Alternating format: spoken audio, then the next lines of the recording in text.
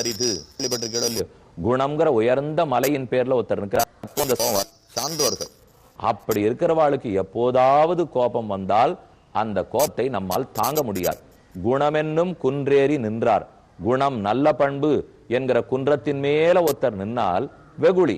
அந்த நல்லவன் சான்றோருடைய கோபத்தை கணமேனும் காத்தல் அரிது. ஒரு வினாடி பொழுது கூட நம்மாலே காக்க முடியாது, நம்மால் தாங்க முடியாது.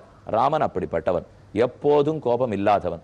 கைகேயி வரம் வேண்டினால் அவளிடத்தில் கோபித்தானா? ஜட்டாயுவே மரித்தார், இருந்தாலும் ராவணனுக்கு நல்லது சொல்ல ஆள் அனுப்பித்தானே. சுக்ரீவன் வராமல் இருந்தான், இருந்தாலும் கோபித்தானா? இவர்கள் ஆரிடத்திலையும் கோபத்தை காட்டவில்லை. ஆனால் கோபம் வந்தது எப்போதுங்கிறதுதான் முக்கியம். தனக்காக கோபித்துக் கொள்வதை விட பிறர்க்காக கோபித்துக் கொண்டால் அது ஒத்துக்கொள்ளக்கூடியது. எனக்கு ஒருத்தர் ஒன்று செய்யணும், அவர் செய்யாம விட்டுட்டார், கோபம் வருதா? தடுத்து கொள்ள வேண்டும், பொறுத்து கொள்ள வேண்டும்.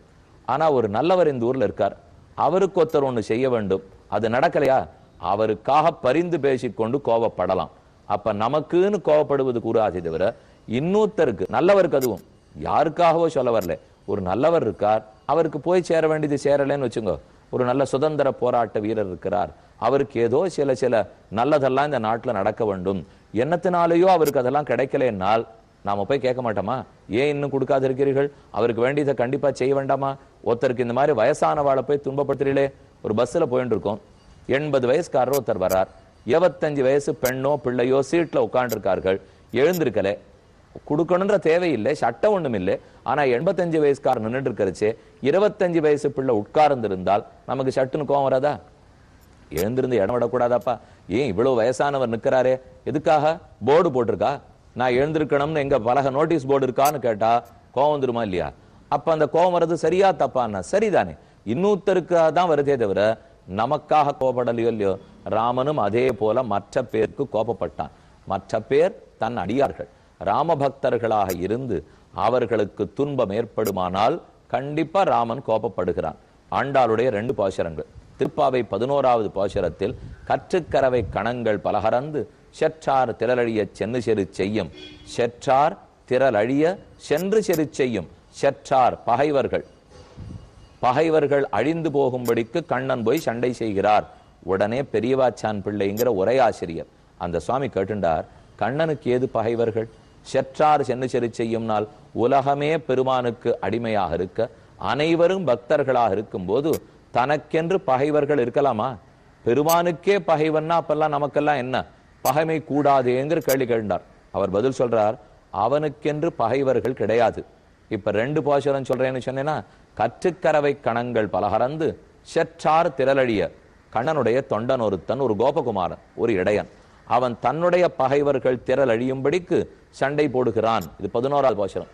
அதே 20வது பாடல், 33 அமரர்க்கு முன் சென்று கப்பந்தவிர்க்கும் கலியே துயிலடாய் செப்பமுடையாய் திரளுடையாய் செற்றார்க்கு வெப்பங்கொடுக்கும் விமலா. செற்றார் பெருமானுடைய பகைவர்கள், அடியாருடைய பகைவர்களை பத்தி 11வது பாடல், பெருமானுடைய பகைவர்களை பத்தி 20வது பாடல். 2 பேருக்கும் பகைமா? பக்தன் இருந்தாலே பகம கூடாதே, பெருமான் இருந்தாலே பகம கூடாதே. ஆனா ஆண்டாள் 2 பாடலையும் பகையை பத்தி பேசி இருக்கிறாளே. என்ன அர்த்தம்னால், பக்தர்களுக்கு பகைவர்கள் தங்களுக்கென்று கிடையாது, இறைவனுக்கு பகைவர்கள் தான் பக்தனுக்கு பகைவன். அப்ப இறைவனுக்கு பகைவனாரு? தனக்குன்னு கிடையாது, பக்தர்களுடைய பகைவன் தான் இறைவனுக்கு பகைவன். பெருமான் ஆரிடத்தை சண்டை போடுகிறார்? பக்தனிடத்தில் அபச்சாரப்பட்டால். ஹிரண்யகசிபு எத்தனை பிறவிகளா தப்பு பண்ணிட்டு இருக்கான். இத்தனை நாளா நரசிங்க பெருமானுக்கு கோபம் வரலையே. ஒரு பிரகலாதனிடத்துல தப்பு பண்ணான உடனே தானே கோபம் வந்தது. அப்ப தன்னிடத்தில் குற்றமிழைத்தால் பெருமான் மன்னிக்கிறான், தன் அடியாரிடத்தில் குற்றம் செய்தால் அப்போதுதான் வெகுண்டு எழுகிறான். அத போல ராமச்சந்திரன் செய்ததுதான் திருஷ்டுவா பிளவக சார்தூலம் கோபஸ்ய வசமேயிவான். கோபம் ஆகாரயது தீவிரம். ராமனுக்கு இதுவரை கோபம் வரவில்லை, சண்டை வலுக்கிறது. ஹனுமானுடைய தோளில் ராமன் ஏறிக்கொண்டு ராவணனோடே சண்டையிட்டு கொண்டிருக்கிறார். ராவணன் பல அம்புகளால் ராமனை தொலைத்தான். ராமன் திருமேனி முழுக்க ரத்தம் சொட்டித்து. ஆனாலும் ராமனுக்கு கோபம் வரவில்லை. ராவணன் புரிஞ்சுட்டார், ராமனை அடித்து லாபம் இல்லை, இனி அவன் தொண்டனான ஹனுமானை அடிப்போம் என் அவரை பல அம்புகளால் தொலைக்க இனி ஓர் அம்பு பட்டா ஹனுமான் இருப்பரா என்று தெரியாது. அந்த நிலை வந்தது. அப்பதான் ராமனுக்கு வந்தது கோபம். திருஷ்டுவா பிளவக சார்தூலம் கோபஸ்ய வசமே இவான். இது வரைக்கும் ராமன் பார்த்து கோபமே போ, ஏன்னா கோபம் ஓடுமா. ராமன் பார்த்து கோபமே வா அப்படின்னா வருமா. அப்ப ராமன் போனபடிக்கு கோபம் ஓடும், ராமன் வர சொன்னா கோபம் வரும். இப்ப நிலைமை மாறிப்படுத்து. கோபம் பார்த்து ராமனே போ அப்படின்னா ராமன் ஓடுறாராம், ராமனே வா அப்படின்னா ராமன் வராராம். அப்ப கோபத்துக்கு வசப்பட்டு ராமனானான். இதுவரை ராமனுக்கு வயப்பட்டு கோபம் இருந்தது, இப்ப கோபத்துக்கு வசப்பட்டு ராமன் ஆயிட்டார். எதனாலே? தன் அடியவனான ஹனுமான் அடிபட்டதை கண்டு. அப்ப ராமனுக்குன்னு ஒரு விரோதி கிடையாது.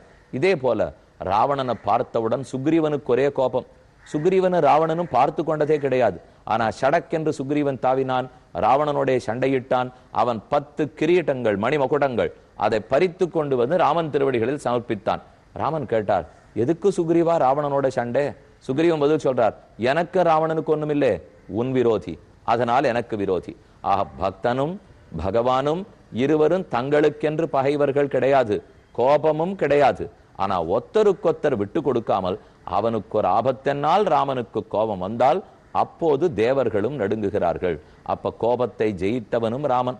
தன் அடியார்களுக்கு ஒரு குறை நேர்ந்தால் அது கண்டு வெகுண்டெழுந்தால் அப்போது தேவர்கள் கூட நடுங்கும்படிக்கு கோபமுடையவனும் அதே ராமன் என்பதோடே 16 கேள்விகள் 14 பதில்கள் முற்று பெற்றன.